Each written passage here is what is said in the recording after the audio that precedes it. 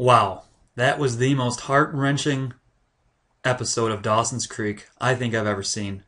I just want to start this lesson by saying watch Season 3, Episode 2 of Dawson's. You won't regret it. Anyway, back to business. Today we are going to talk about the noun appositive comma. Before we've talked about the list comma, where you use a comma to separate a series in a list of 3 or more. We've talked about the coordinating conjunction comma, when you have 2 independent clauses that are connected by a coordinating conjunction or fanboy. You use a comma before the coordinating conjunction. Today we're going to talk about the noun appositive comma. The noun appositive comma is pretty simple. First thing you need to know is what a noun appositive is. A noun appositive renames the noun. So if I were to lay down the sentence for you, your teacher, Mr. Lindenberg, likes the Miami Dolphins.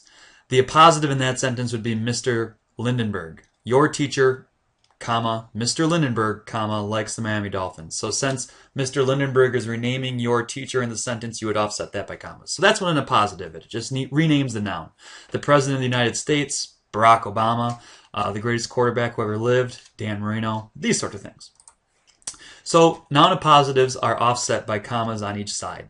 So let's take a look at some examples. The man, comma, Frank Thomas, comma, slugged a homer.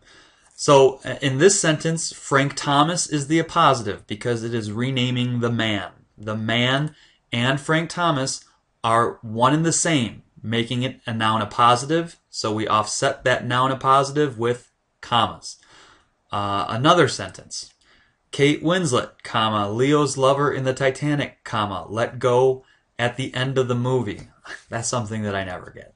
I'll never let you go, and then she lets go. But who am I to judge? I was never almost freezing to death in an ocean. Just pause the movie for a second and see if you can identify the appositive on your own. So press pause, take some time. Maybe you don't even need to press pause. All right.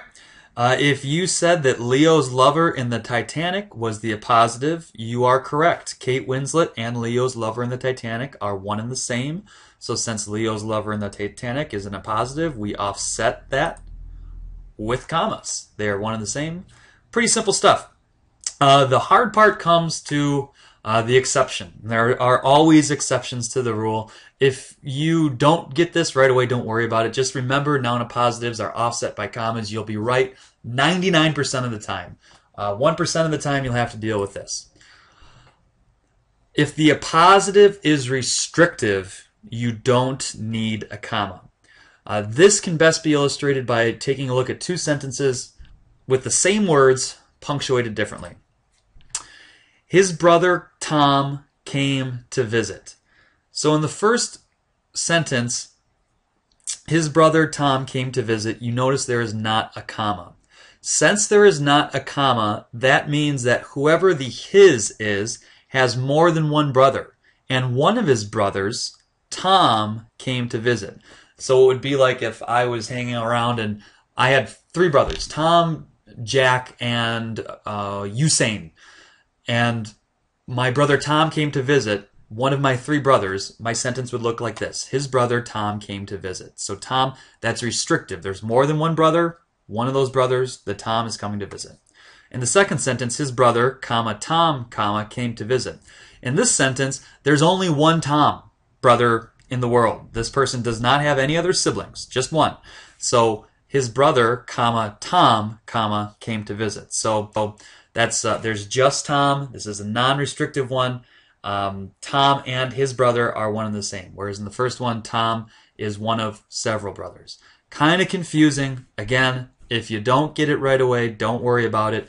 Just focus more on when you use a noun appositive, offset it with commas like the first 2 sentences. So there it is. Pretty simple stuff. What I want you to do in your notebook, write or compose 2 sentences that use a noun appositive comma and a list comma. Write 2 sentences that use a noun appositive comma and a coordinating conjunction comma. And write 1 sentence that uses all 3, a noun appositive comma, a coordinating conjunction comma, and a list comma. So now you can really sort of begin seeing how we're using our comma guidelines to construct more interesting and dynamic sentences. And remember when you use those coordinating conjunction commas to choose an appropriate fanboy for your coordinating conjunction. That's it for commas today. I hope you learned something new, and I'll see you in class tomorrow. Peace out, homies.